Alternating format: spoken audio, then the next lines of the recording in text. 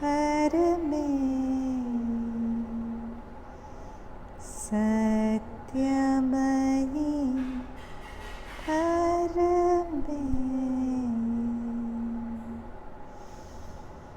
Satyam Jnanam Satyam Jnanam Jyotir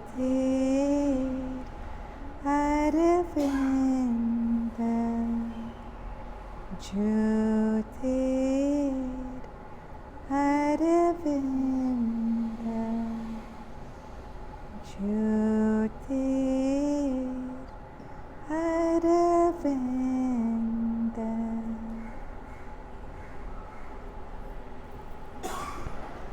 So the word cosmos comes from the Greek word which actually means order and harmony. So the cosmos appears to be chaotic, but there is an ordering within the chaos. And the Divine Mother is that intelligence which keeps bringing that evolutionary order to the apparent chaos of the universe. So this order that she is constantly bringing is an unconditional grace which is constantly present in our midst. So we are seeing a part of it, we are seeing war, we are seeing destruction, but we don't know what she's working out behind the scenes. We don't know the order that she's working out. And in Synthesis of Yoga, Sri Aurobindo writes, no, that an existing harmony has to break in order to create a higher harmony at a higher level. So this constant breaking of a harmony, making of a higher harmony, paving the way to take creation forward, that is the constant grace of the Divine Mother in our midst. So now we come to this beautiful words of Satprem from Mind of the Cells. Satprem says, my passport says I cannot fly except in a Boeing 747, but my heart speaks otherwise, and the entire heart of the earth is beginning to speak otherwise. One day, when I was 30, I met her, who spoke otherwise. She was 80. Satprem was 30, Mother was 80. She was young and laughed like a little girl. She was called Mother. It was in Pondicherry on the edge of the Bay of Bengal. Mother is the most wonderful adventure I have known. The last door that opens when all the others have closed on nothing. For 15 years, she took me on unknown paths leading into man's sorrows, or perhaps into his real beginning. My heart beat as if for the first time ever.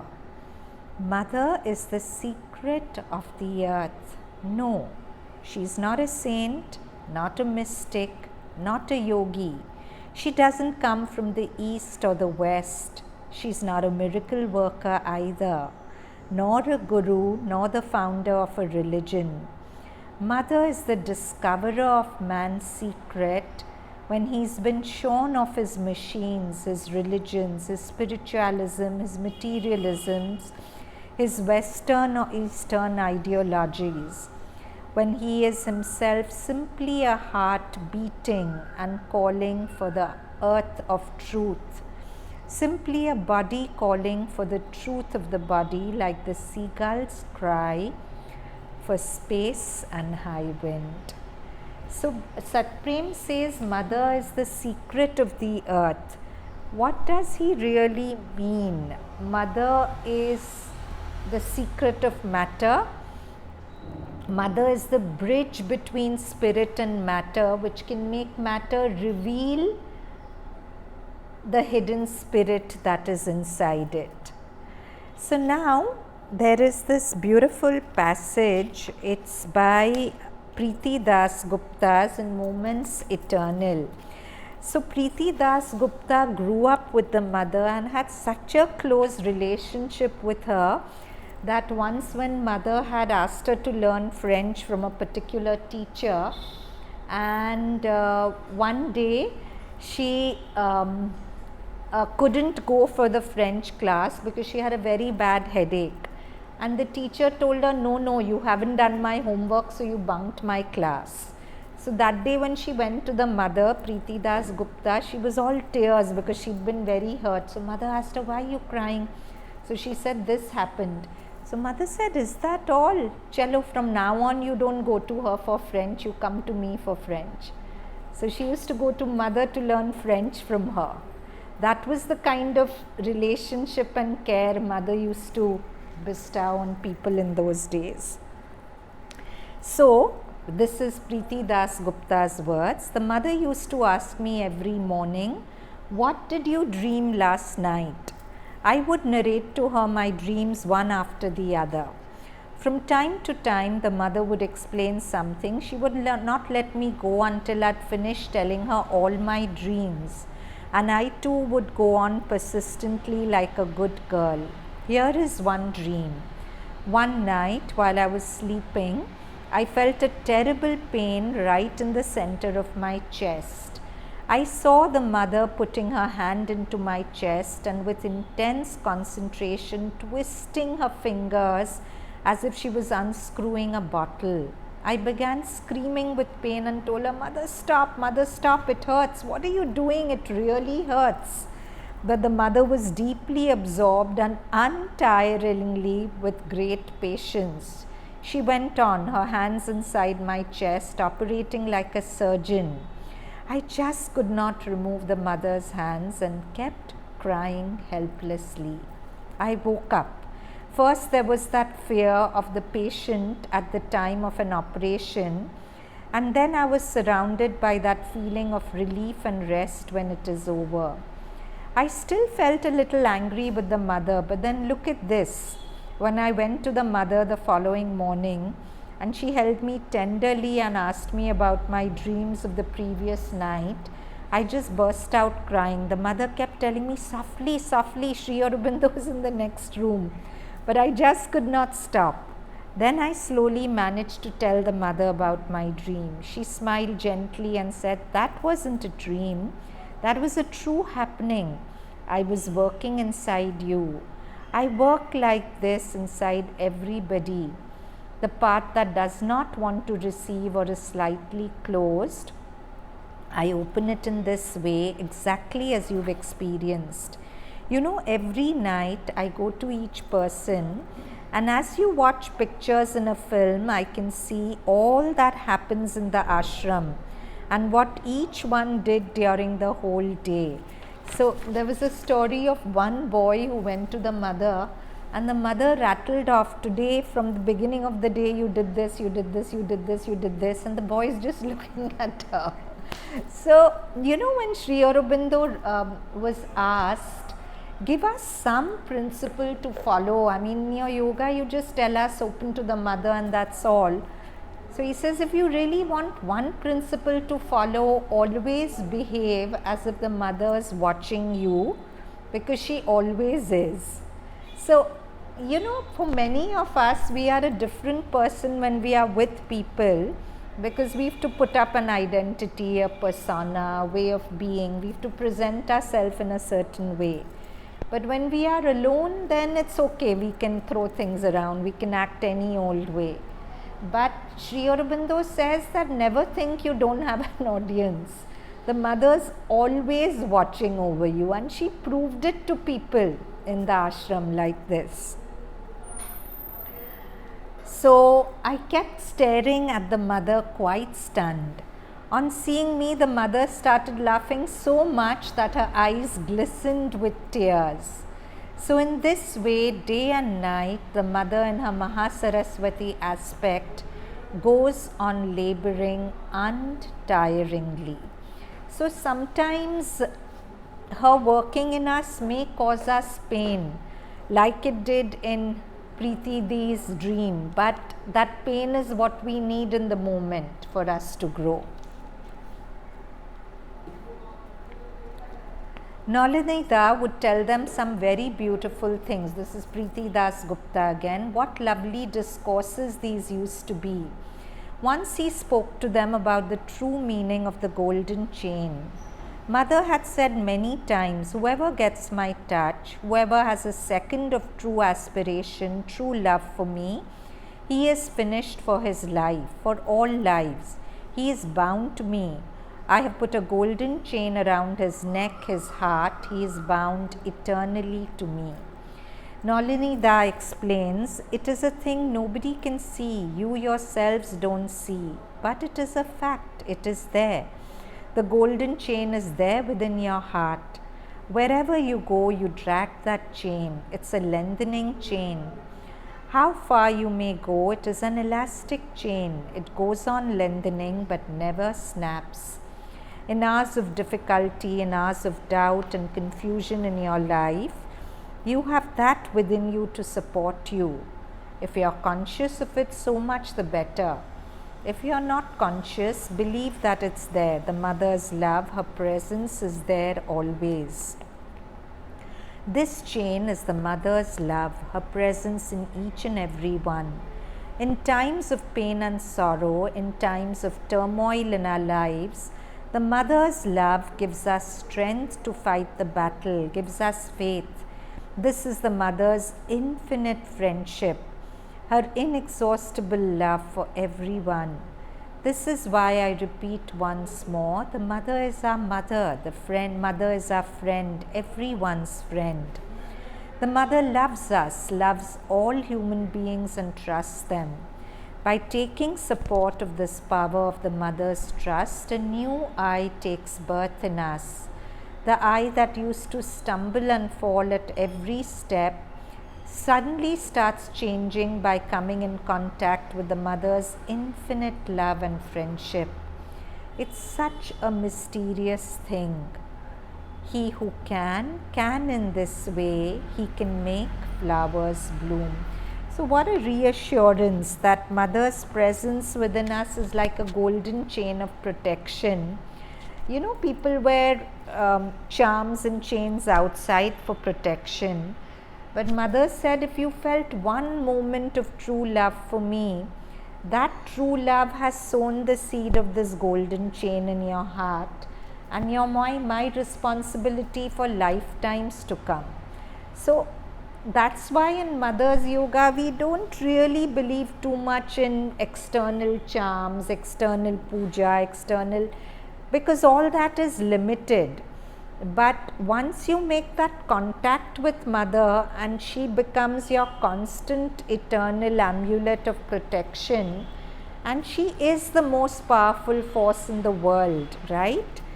Then you don't need these external means to feel protected or safe, because her presence itself inside us is our constant protection.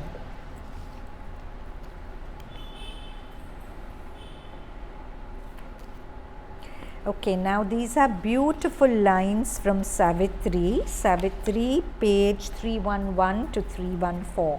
Bits of it, it's not continuous. In absolute silence sleeps an absolute power. Awaking, it can wake the trance-bound soul, and in the ray reveal the parent sun. Such a beautiful line. Each of us is like a ray of the sun. And when we are silent and that absolute power awakens, in the ray that each of us is, we can see the parent sun. The parent sun is the mother, right?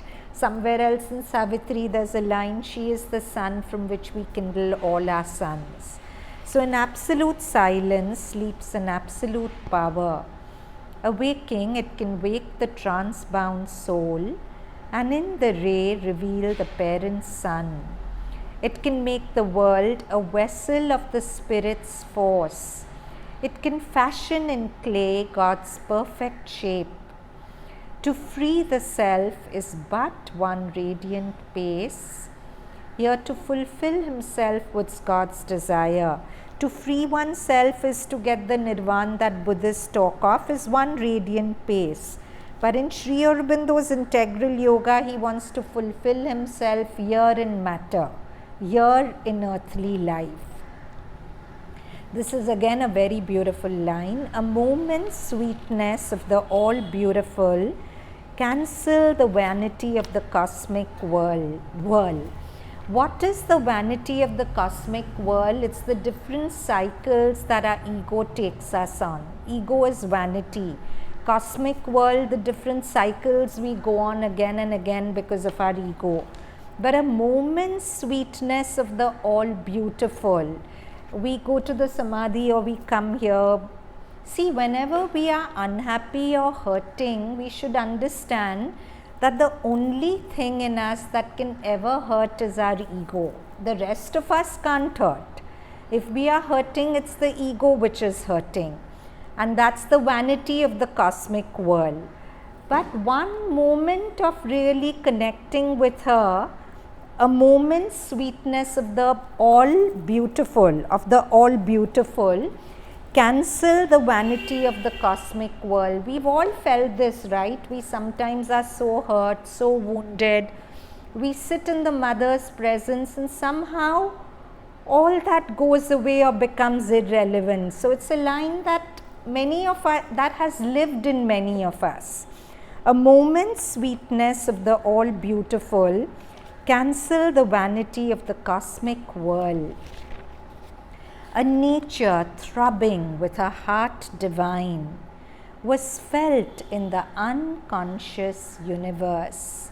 So each of us is a bit of the unconscious universe. But when we come into the mother's presence, we feel a nature inside us throbbing with a heart divine.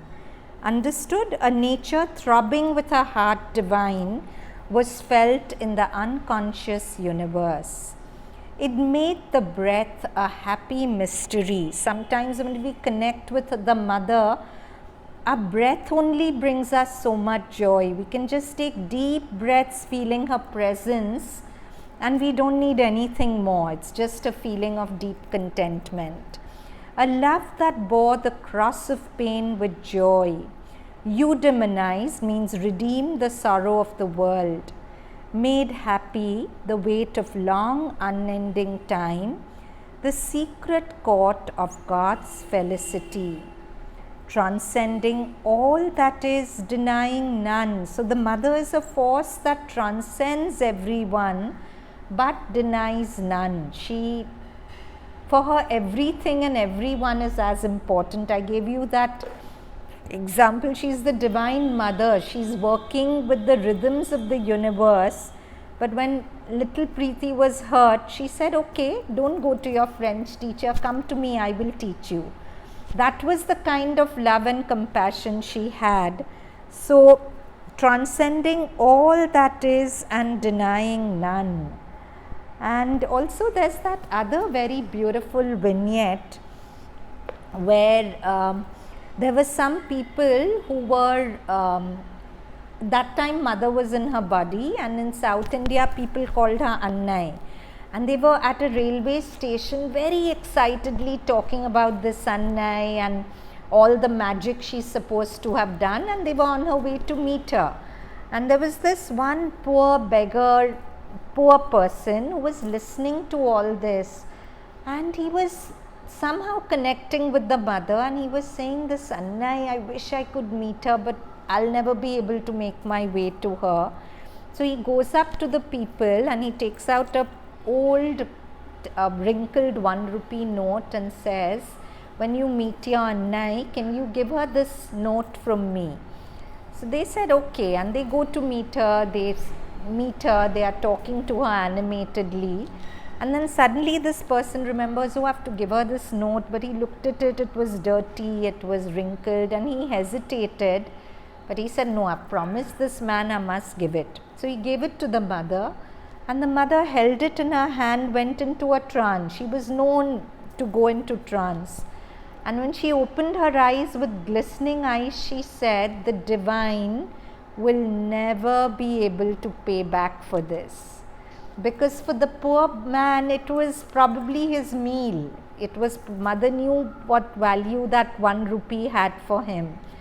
And without even meeting her, just by hearing about her, his soul responded. So the divine is very grateful when there's this sincere response from the soul. And imagine she's saying the divine will never be able to pay this back. So that's who she was. She transcended all and denied none. Nobody was too small for her. Imperishable above our fallen heads, he felt a rapturous and unstumbling force. This is Ashwapati. So we keep stumbling, but imperishable above our fallen heads, Ashwapati felt a rapturous and unstumbling force, a force that doesn't stumble, doesn't falter. The hidden word was found, the long sought clue.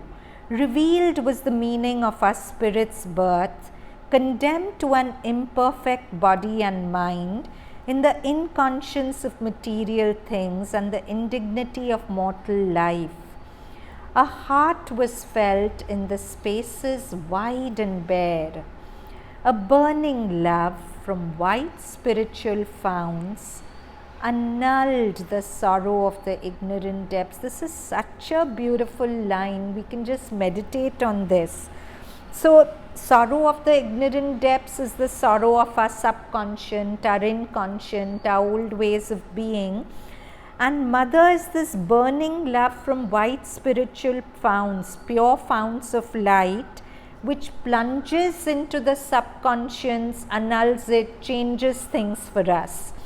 So a burning love from white spirit, and this is a constant living experience at the Samadhi, especially if you go at night. Whatever darkness you go with, you actually experience that this burning love from white spiritual founts annuls it. You just come out feeling not unhappy at all. We can't understand how she does it, but day after day, night after night, she does it. A burning love from white spiritual founts annulled the sorrow of the ignorance depths. Suffering was lost in her immortal smile. Her smile is immortal, and that immortal smile is in our hearts, making us immortal. And when we feel that, we can't suffer anymore. Suffering was lost in her immortal smile. Okay, this is again Preeti Das Gupta. The playground, she's talking about the Pandi playground, looked different in the waning moon. As soon as the lights were turned off, everyone seemed to be alone. The whole playground would be covered in darkness. Looking up, I could see the stars blossom in the sky. The residents of the sky were watching the mother. I felt as if someone was signaling to us from afar, calling us as it were. Sitting near the mother in this dense darkness, I felt that the mother used to meditate with people in the playground, no? So she's referring to that time. Sitting near the mother in this dense darkness, I felt that the mother looked like someone unknown and unknowable. After all, the mother has always been beyond human touch and holding. Hasn't she come of her own will down to the earth? And that is why we are blessed to be able to see her. I did not know that darkness had so many forms. We have always looked upon darkness as fearsome. The mother is present in our midst down here under the illimitable sky. Why fear the unknown then? I remember some incidents from my childhood. In the evening, I would sit the door open and stare at the empty field that stretched out in front. Not a living creature anywhere around.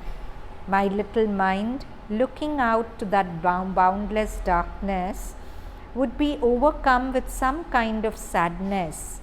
But due to some tremendous attraction of this dark earth, I kept sitting on the staircase next to the door. That same darkness, that same night had slowly descended onto the playground as well. But in place of sadness, peace would come into our mind and body. In the mother's presence, everything was transformed into peace, and we would slip into meditation. So Preeti Das Gupta is saying that as a child, darkness always frightened her. She would sit in the evening looking into the darkness, and a gloomy feeling would overcome us. And many of us feel that, right? When the sun's setting, we kind of feel a low kind of feeling because the sun energies aren't there to boost us up. But when she came to Pondi and she would sit in the playground in the mother's presence, it was actually her presence lit up the darkness. The darkness wasn't scary anymore. So these lines from Savitri, a burning love from white spiritual founts, annulled the sorrow of the ignorant depths. She actually experienced it. That the same darkness, but it was so lit up when mother was sitting in it, even physically.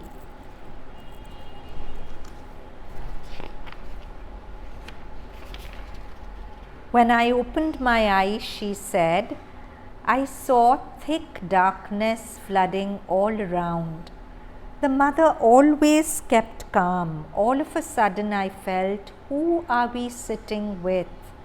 The one described by a writer as the one refuge of all, light of lights, base of all movements, life of all life, soul of all beauty, was for man and humanity but thick darkness.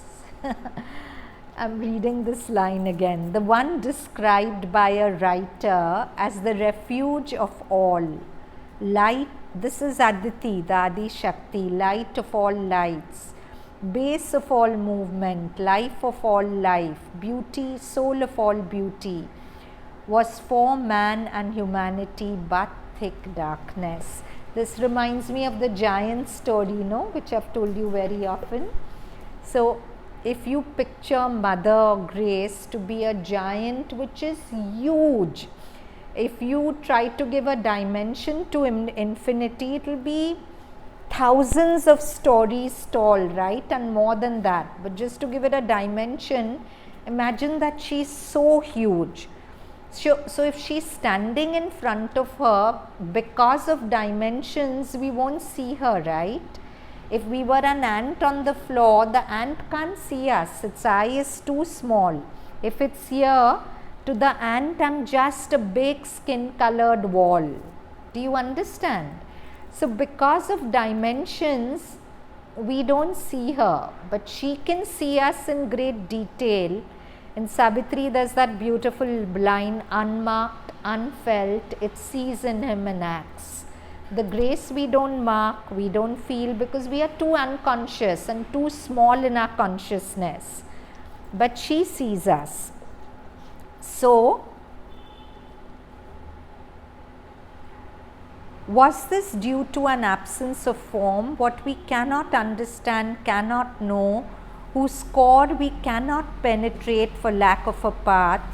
That is what we call darkness. The writer was unaware that the Divine Mother herself and the Supreme Purusha would become visible to us in human form. That is the special grace of this age. So this Adi Shakti who controls universe, who we can never see, but Preeti Das Gupta is saying what grace that Adi Shakti took on a form and came to us as the mother, and Sri Aurobindo as the Supreme Purusha, so that our eyes could see them beyond the cloud of dimensions. And we would be blessed. Despite being inhabitants of that distant realm, they came to this mortal world. They were no longer dense darkness to human eyes. With this massive discovery, I started feeling a profound thrill of beatitude race through my mind and body. Now these are lines from Savitri. Then suddenly, okay, it's page 322-23. Then suddenly there came a downward look, as if a sea exploring its own depths. A living oneness widened at its core and joined him to unnumbered multitudes. A bliss, a light, a power, a flame white love caught all into a soul immense embrace. So mother is just this, a bliss, a feeling of joy. And that's why in the mantra Sri Aurobindo has given us for her Anandmayi. To really feel her is to feel Ananda. A light, Chaitanyamayi, the light of consciousness, a power, Parame, a flame white love, caught all into a soul immense embrace. So the mother, for her, everyone is her child. So once the mother was asked that, is it only the people who turn to you that are looked after you, or do you look after everyone? So she said that, well, with people who've turned to me, there's a special connection, and people who are very turned to me, Sri Aurobindo, to her, Sri Aurobindo says there's an emanation of the mother with them all the time. But in general also, mother says that if anyone prays to the divine, the prayer reaches me and I answer. So I worked with one Catholic girl. She had hemophilia, which is not curable. It's a genetic disorder where the blood doesn't clot. And when she came to me, her periods, they are not allowed to have periods, because if a hemophilic bleeds, they just keep bleeding, no? So they are given medicines to stop their periods. So of course that creates hormonal imbalances. She was 19 or 20 when she came to me. She couldn't go to college because she needed to travel by train, and a little jostle and if she gets an internal bleed. Hemophilia is not just external. If there's even an internal bleed, it's very, very painful. So her doctor sent her to me just to give her peace. I mean, because she was having anger, and obviously it's not easy. I didn't know what to do with her because I can't teach her asanas. Because if there's an internal bleed and she has to travel by train, I can't take the chance. So I just gave her mother's blessing packet, and they believed in Mother Mary. So I said, you think of Mother Mary and do it, because I never like to rob anyone of their faith. They had great faith in Mother Mary. So I told her, just every day 108 times put the blessing packet around this girl's uterus and ovaries. And I taught this girl, let me call her, what shall I call her? Give me a name. I'll call her Meera. So I taught Meera a meditation based on grace, feeling out the emotions, and whenever I would say mother, she would register Mother Mary, and we were good with that. And you won't believe it, she has cured herself 90% of hemophilia.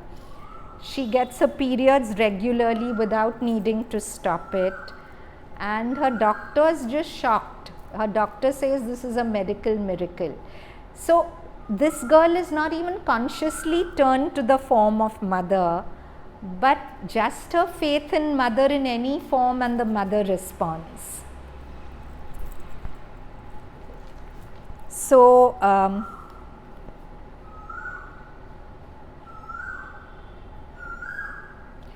so a bliss, a light, a power, a flame white love caught all, that's the key word, all in us into a soul immense embrace. Existence found its truth on oneness's breast, and each became the self and space of all. So when we feel mother, we naturally feel a oneness with all, because mother is this form, but mother is also a presence in everyone. And through the form, we feel one with everyone. So there's a line in Savitri, our self shall be one self with all through her. So existence found its truth on oneness's breast, and each became the self and space of all. The great world rhythms were heartbeats of one soul. When we feel mother, all the rhythms of the world feel like her heartbeats, heartbeats of one soul. It's a beautiful line that although we are seeing many myriad beats, they are all beats of one soul. The great world rhythm were heartbeats of one soul. So say the world rhythms of war, famine, peace, whatever, they seem like rhythms which are churning out on their own, but this line so reassuring. They were all heartbeats of one soul. To feel was a flame discovery of God. All mind was a single harp of many strings. All life a song of many meeting lives. For the worlds were many, but the self was one. Now this is again Savitri, it's page 339. So I started by saying that the cosmos, the word cosmos, comes from the Greek word which means perfect harmony, perfect order. So the cosmos is not chaos. There is an order in the apparent chaos. Now these lines in Savitri describe how it's so. A spirit entangled in the forms it made. His failure is not failure whom God leads. So God is leading me, and even though I feel I've failed, my failure is not failure. Through all the slow, mysterious march goes on. So what is this mysterious march? This mysterious march is the march of evolution. Through all our failures, the mysterious march of evolution is going on. An immutable power has made this mutable world, this changing world, now war, now peace, now famine, now rain. So all these mutations are made by an immutable power. So an immutable power has made this mutable world. A self-fulfilling transcendence treads man's road. Means my road is walked by that self in me which is self-fulfilling. It fulfills my evolutionary purpose. It transcends the limitations of my limited small being. Do you understand? It's a beautiful line. A self-fulfilling transcendence treads man's road, the driver of the soul upon its path. So this self-fulfilling transcendence, this higher self, is the driver of the soul upon its path. It knows its steps. Its way is inevitable. I may not know my steps. I may feel very lost and confused. But this self-fulfilling transcendence knows where it's taking me. It knows where I have to go. Somewhere else in Savitri, again that gem, through the mists of mortal thought, infallible are thy mysterious steps. My mortal thought is confused. I don't know what to do. But your thoughts guiding me are infallible and assured.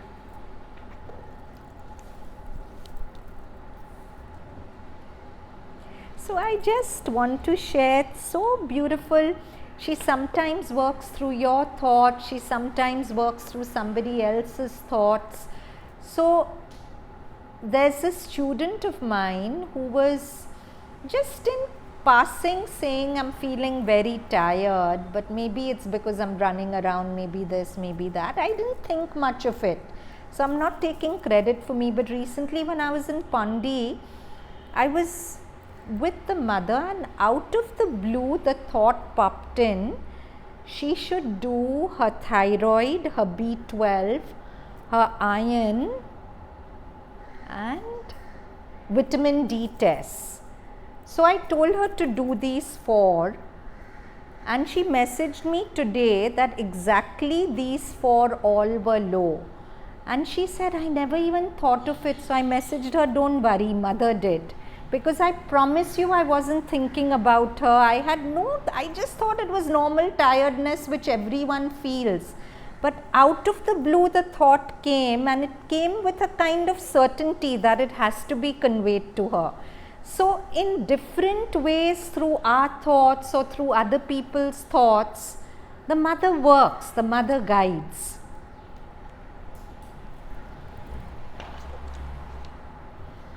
So,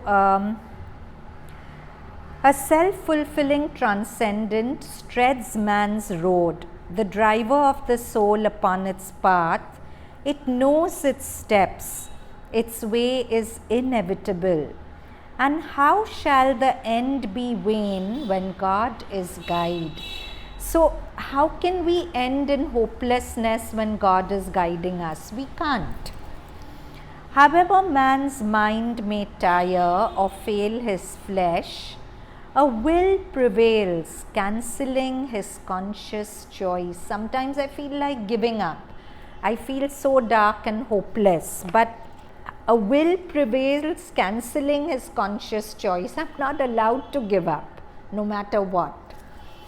The goal recedes, a boundless vastness calls, retreating into an immense unknown. There is no end to the world's stupendous march.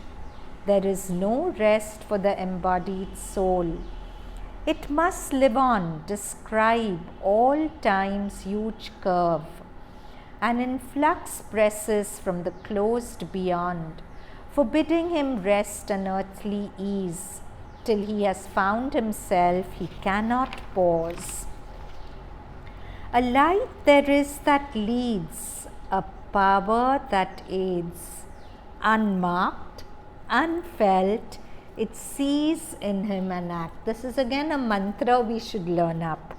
A light there is that leads. We are never lost. Even in our darkest moments, there is a light that is leading us. These are pretty words, but if we really feel it, in our darkest moments, there is still a light that leads, a power that aids.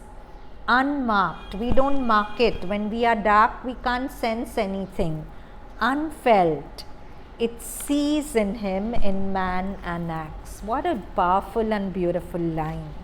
Something worth remembering. Whenever we feel afraid, oh my God, what will happen? Where will I go? A light there is with leads. There's such a finality, such a power in these lines. A light there is that leads, a power that aids.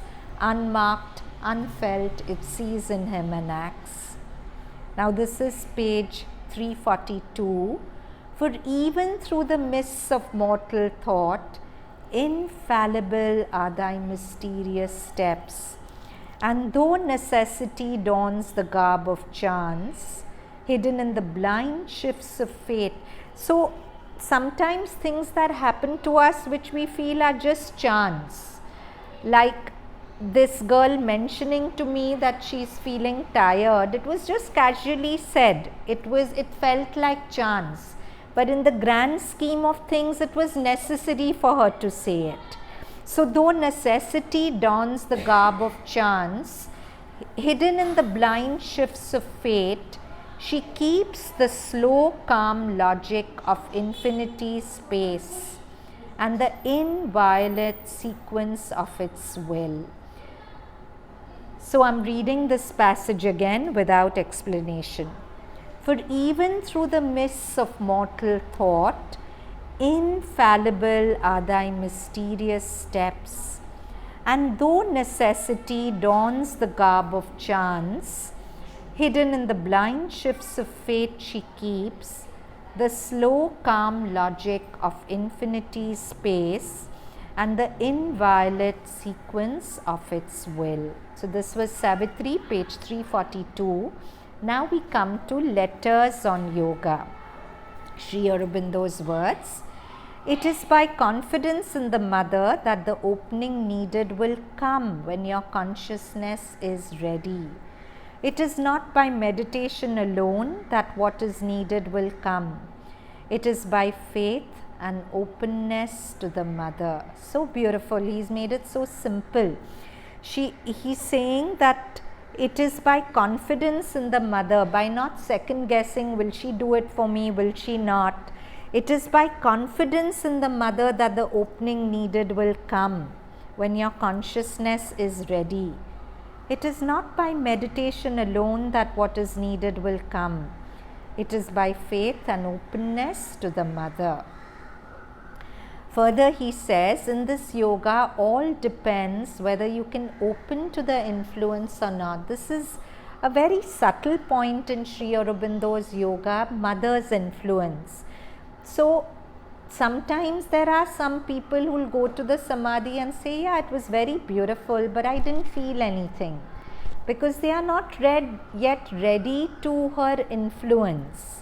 And a soul made ready through many lifetimes is ready to feel her influence. Otherwise, the gap between the frequency of her consciousness and the unconsciousness of matter is too much. You won't feel her. So, that's what Sri Aurobindo is saying. In this yoga, all depends on whether one can open to the influence or not. There is no method in this yoga except to concentrate, preferably in the heart, and call the presence and power of the mother to take up the being, and by the workings of her force transform the consciousness. One can concentrate also in the head or between the eyebrows, but for many this is too difficult an opening. When the mind falls quiet and the concentration becomes strong and the aspiration intense, then there is the beginning of experience. The more the faith, the more rapid the result is likely to be. For the rest, one must not depend on one's own efforts only, but succeed in establishing a contact with the divine and a receptivity to the mother's power and presence. Surrender everything, further letters on yoga. Reject all other desires or interests. Call on the divine Shakti to open the vital nature and bring down calm, peace, light, Ananda into all the centers. So, it's very beautiful in his yoga. He doesn't say do away with desire. He says desire the mother more than the object of your desires. So, because frankly, finally, anything else will give you limited happiness. But when you open to the mother and you feel her, it's a happiness that nothing outside can give you. And nothing outside can quench inside you, isn't it? So that's what Sri Aurobindo is saying. Aspire, await with faith and patience the result. All depends on a complete sincerity and an integral consecration and aspiration. The world will trouble you so long as any part of you belongs to the world. What does he mean by this? Any part of you belongs to the world means? You depend on that part of the world to make you happy. I'm dependent on my children to make me happy. Sure enough, they'll disappoint me. I'm dependent on my husband, my friends, my parents, my siblings. Sure enough, they will disappoint me. Mother has said it wonderfully that finally understand this once and for all. No human being is for you. Human beings are changing phenomena. How can they be there for you? Only the divine is for you if you are for the divine. So your attitude to human beings should be, don't expect anything. If they do something good, and they'll do lots of good, take it as a bonus. Don't take it as an expectation, because if you expect, that expectation will always be disappointed. And yet human beings are so beautiful that when you least expect it, they surprise you with their goodness. But when you expect, they'll very often not fulfill it, isn't it?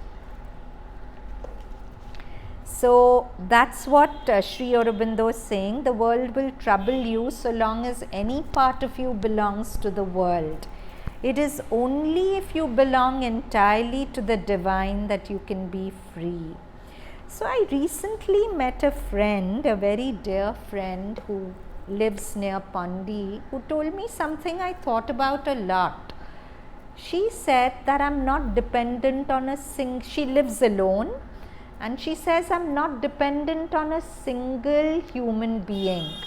So I really don't care what people think about me. If they call me bad, angry, stupid, I just don't care, because I'm not dependent on them only to feel good. I know another person who's really like this. He'll say, he's totally without filters, and he'll say anything to anyone. And I asked him once, he's not unkind, but he's not a people's pleaser. So I asked him that, how do you just not care what people think of you?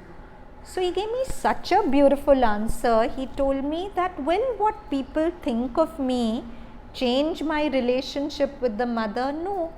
So why should I care about people anyway? Most people are too unconscious for me to bother about their opinions.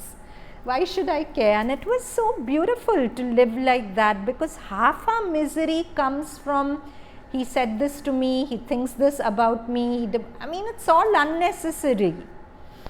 So that's what Sri Aurobindo is saying. The world will trouble you so long as any part of you belongs to the world. It is only if you belong entirely to the divine that you can become free.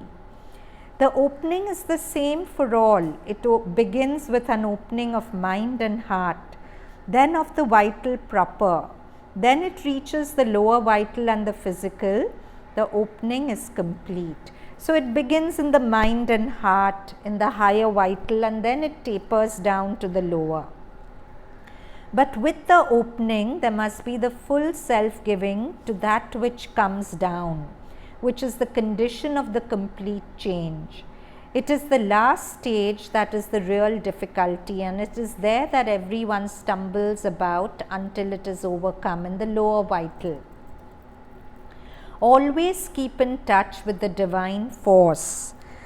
The best thing for you is to do that simply and to allow it to do its work. So how do we keep in touch with the divine force?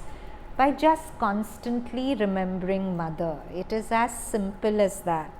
But we keep forgetting, no? And there also Sri Aurobindo writes beautifully. He says that when Mother is present in every part of your being, you will remember her all the time. Right now she's maybe present in your psychic, a little bit in your mental, a little bit in your higher vital, but she's completely has no entry in your lower vital, in the subconscious. But he says when she paves her way into every part of you, then you'll remember her constantly and effortlessly. It's a work in progress. You can't do it. Only the Mother can do it. Therefore, in Savitri, there's another beautiful line. In the core of darkness, she dug wells of light. So that's her work. But we have to constantly stay connected to her and call her. Huh?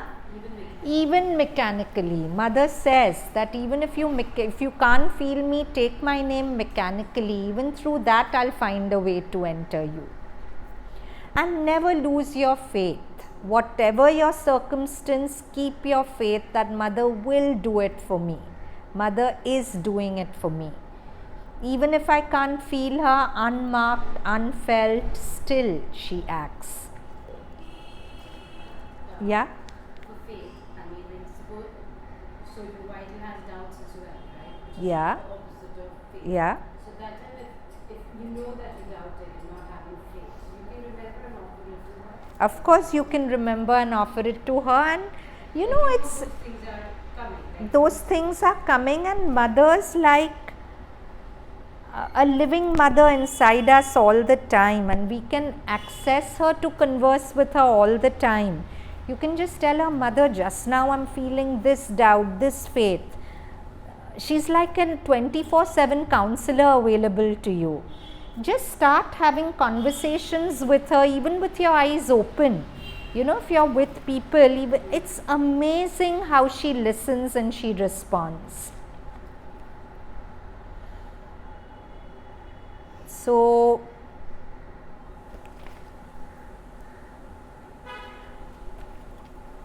the more the faith, the more rapid the result is likely to be. For the rest, one must not depend on one's own efforts only, but succeed in establishing a contact with the divine and a receptivity to the mother's power and presence. This is again Letters on Yoga. Sri Aurobindo says, surrender everything, reject all other desires or interests. Call on the divine Shakti to open the vital nature and bring down calm. Oh, I read all this. The world will trouble you. Always keep in touch with the divine force. The best thing for you is to do that simply and allow it to do its own work. Wherever necessary, it will take hold of your inferior energies and purify them. At other times, it will empty you of them and fill you with itself. But if you let your mind take the lead and discuss and decide what is to be done, you will lose touch with the divine force. So, Mother's whole invitation to us is a huge adventure of consciousness. Right now, we only know how to function from our mind, to take decisions from our mind. But Mother saying we have to grow into a consciousness which doesn't decide from the mind, which can directly know the divine will and function from that will. Now, it doesn't happen immediately, but it's possible. We can have a vision which is different from the mental vision, and an impulsion that comes which doesn't have to do with the chaotic opposites of thought, but a guidance from within which tells us, now do this, now do that, and it's uncorrupted by the voice of the mind. So that's what the Mother is saying. If you listen to the mind constantly, you will lose touch with the divine force, what Sri Aurobindo is saying, and the lower energies will begin to act for themselves and all go into confusion and a wrong movement.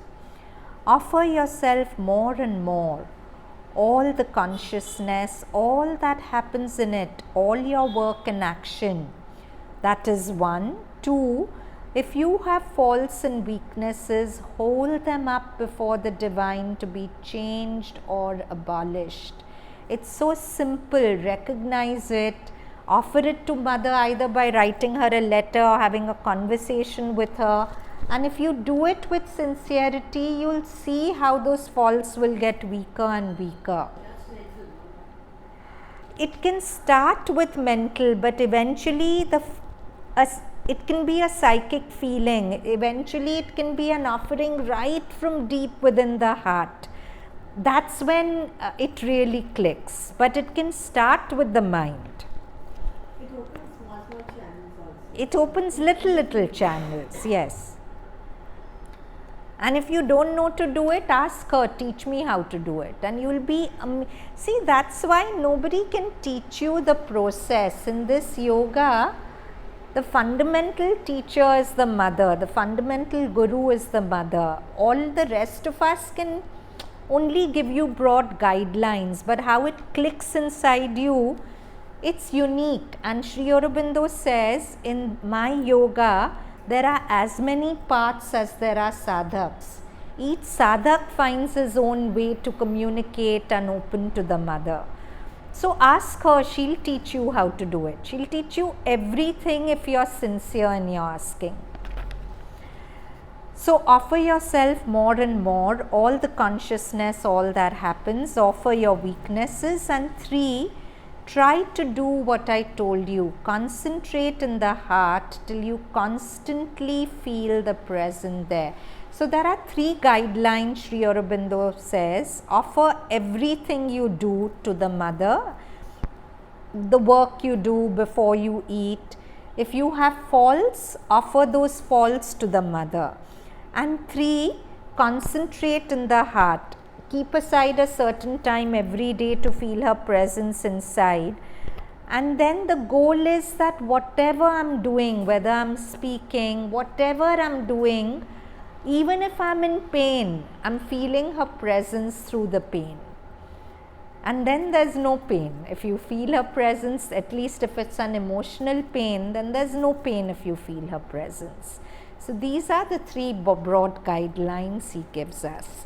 So that's the kind of grace we have in our midst. I mean, to work out psychological faults, people have trauma therapy, years and years they work, but that's why Sri Aurobindo calls his yoga accelerated evolution. Mother is the catalyst of that. We just have to offer it to her, and she makes it weak and weaker and weaker. And what would perhaps take years of therapy, and still for some people therapy works beautifully, I'm not negating it, but it's time consuming. But mother is the best therapist we have inside us, isn't it? I mean, I know people who've been in such severe depression, such terrible mental conditions of depression, anorexia, and what therapists and psychiatrists couldn't do, when they found the mother, it all just vanishes. That's how she works. She's magic available to us. She's come to earth to make this magic available to us. But she very poignantly once says, my sorrow is that man doesn't call me enough. I'm here so that you can call me in every breath, in every heartbeat, and I can make things easy for you. But you just want to do things your own way and you don't call me enough. So that is the kind of grace we are living with. So let's end with 3 Oms.